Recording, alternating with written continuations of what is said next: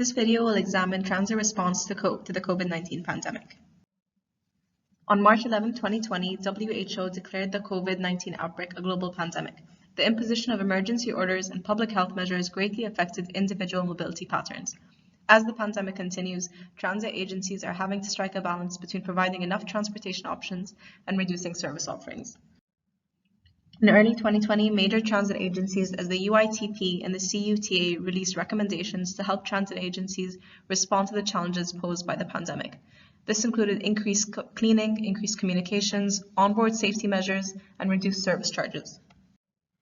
In New York City, ridership was reduced from 5 million to 1 million trips every weekday during COVID.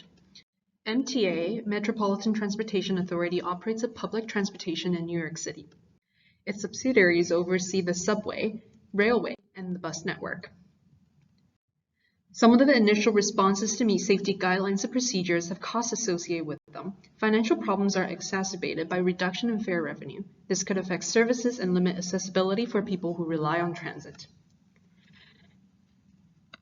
New York City Department of Transportation launched the Open Streets Initiative, where empty streets are repurposed into car-free zones to give more space to pedestrians and bikers.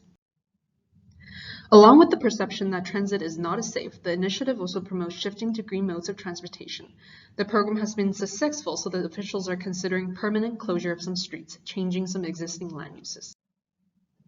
In Waterloo, ridership was reduced by 70% due to the pandemic. GRT implemented many of the same measures as the MTA. They also implemented free fare service, bus service reduction, and trip cancellation to local universities.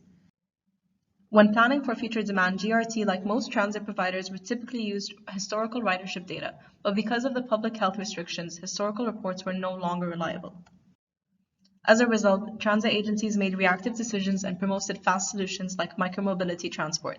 This in turn promoted the perception of transit being unsafe for use.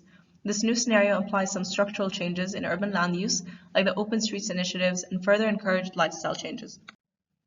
Despite the attempt to encourage passenger confidence in transit through simple messaging, the push towards micromobility and subsequent service cuts caused a ripple effect in accessibility and in turn land use. So what's next?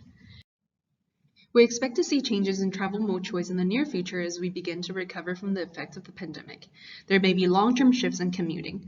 The mode choice could shift to personal vehicles or active transportation instead of using public transit, and more streets could be converted and dedicated for pedestrian and bike usages. Because of potential future modal shifts, it implies changes to urban land use and in turn lifestyle or activity patterns would change.